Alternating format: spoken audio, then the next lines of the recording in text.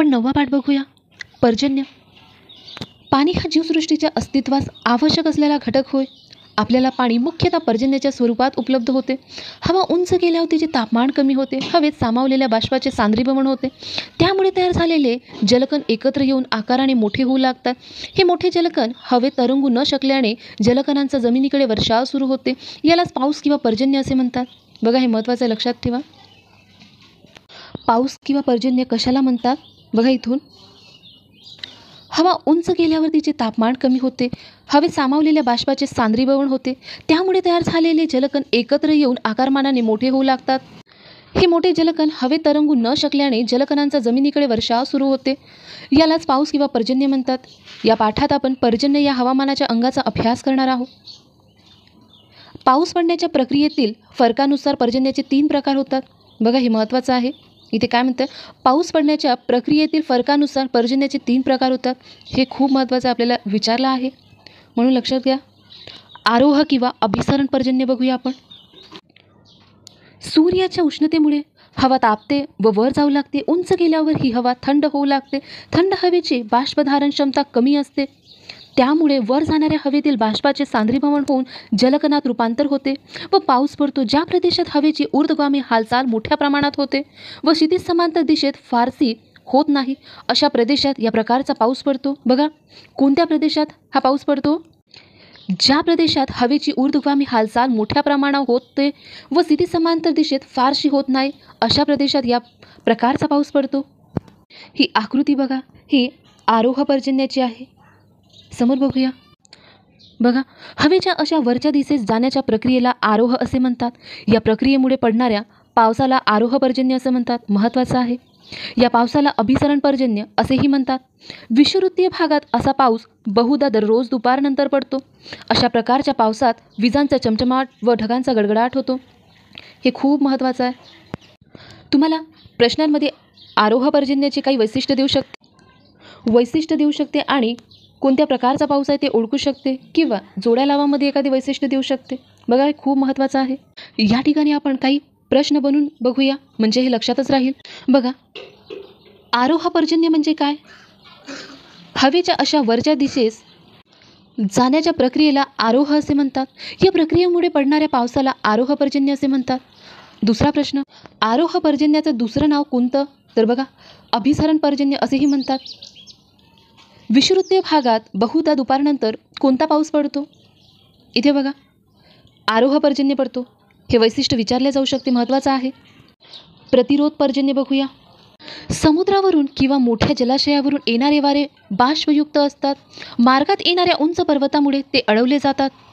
पर्वताला अनुसरून ते वर जाऊ लागतात. उंचीवरील कमी तापमानामुळे या हवेतील बाष्पाचे सांद्रीभवन होऊन पाऊस पडतो. डोंगर किंवा उंचवट्याच्या अडथळ्यामुळे हा पाऊस पडतो. म्हणून या प्रकारे पडणाऱ्या पावसाला प्रतिरोध पर्जन्य म्हणतात. हे महत्त्वाचं लक्षात राहू द्या. प्रतिरोध पर्जन्य म्हणजे काय? डोंगर किंवा उंचवट्याच्या अडथळ्यामुळे पाऊस पडतो, म्हणून अशा प्रकारच्या पावसाला प्रतिरोध पर्जन्य असे म्हणतात. ही आकृती बघा. इथे बघा, हे आकृतीमध्ये डोंगर किंवा उंचवट्याचे अडथळे निर्माण होते. बघा, प्रतिरोध पर्जन्याची आकृती आहे ही. इथे बघा, ज्या दिशेने वारे पर्वताला अनुसरून वरवर जातात त्या उतारावर पाऊस जास्त पडतो. तर पर्वत ओलांडल्यावर येणाऱ्या भागात वाऱ्यातील बाष्पाचे प्रमाण कमी झाल्याने व हवेची बाष्पधारण क्षमता वाढल्यामुळे पावसाचे प्रमाण अतिशय कमी होते. अशा कमी पाऊस पडणाऱ्या प्रदेशाला पर्जन्य छायेचा प्रदेश असे म्हणतात. बघा, पर्जन्य छायेचा प्रदेश दिला आहे. हे आपल्याला एक्झाममध्ये विचारणार नाही. फक्त पर्जन्य छायेचा प्रदेश कोणता हे आपल्याला माहिती हवं. आपण आवर्त पर्जन्य बघूया.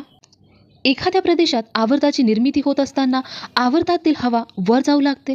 हवा वर जात असताना तिचे तापमान कमी होऊन हवेतील बाष्पाचे सांद्रीभवन होते व पाऊस पडते. अशा पर्जन्यास आवर्त पर्जन्य म्हणतात.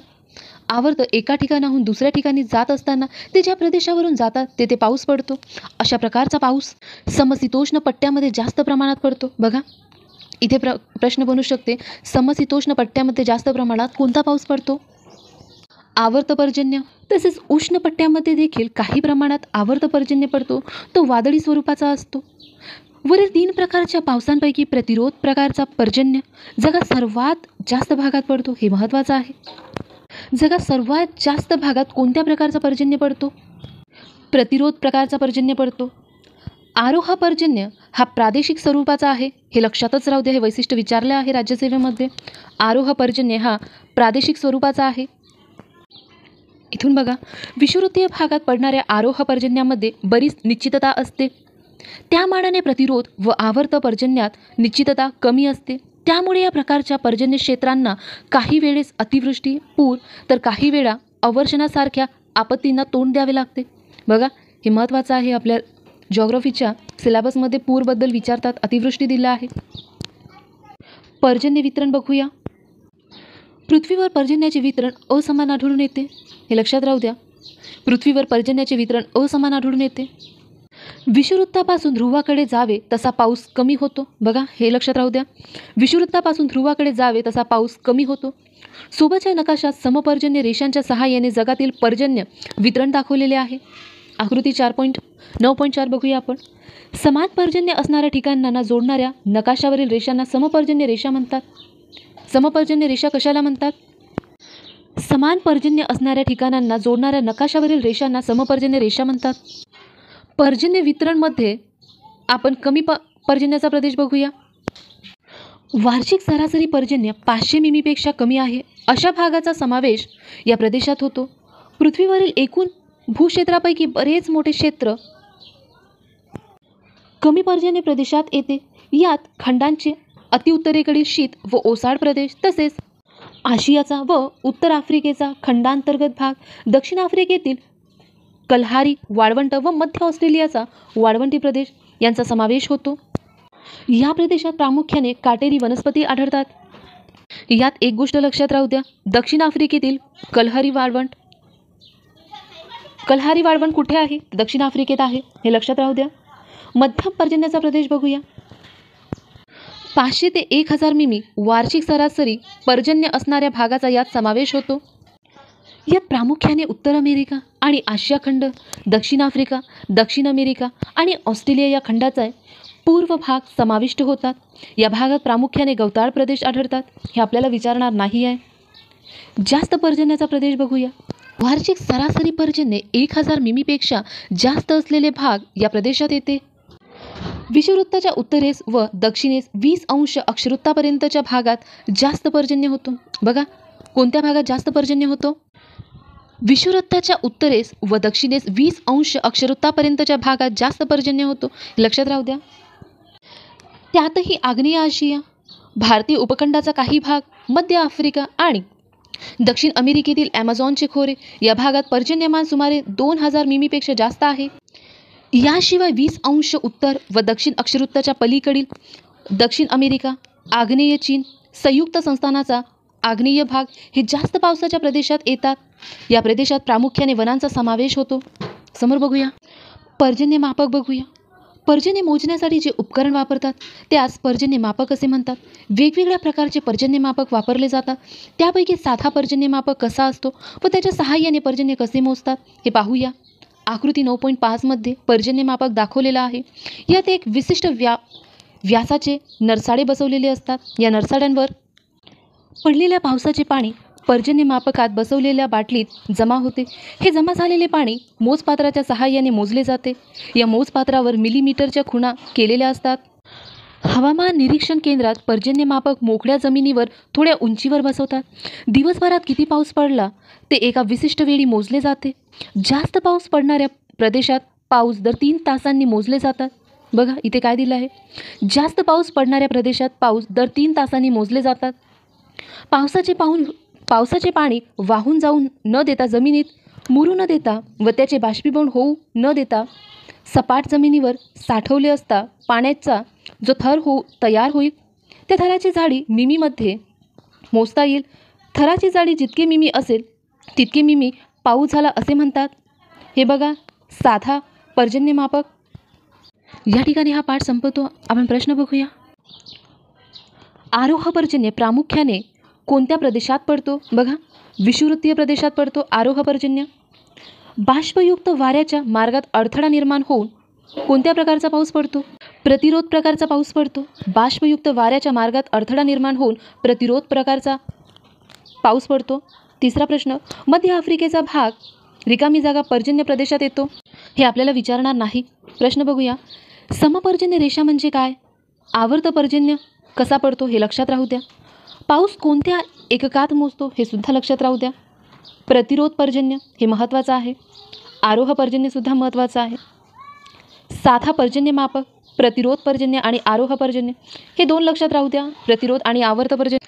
आम्ल पर्जन्य हे महत्त्वाचं आहे. यामध्ये सायन्समध्ये सुद्धा प्रश्न विचारला आहे. महत्त्वाचं आहे बघा. औद्योगिक क्षेत्रामधील प्रदूषणामुळे हवेत विविध वायू मिसळले जातात.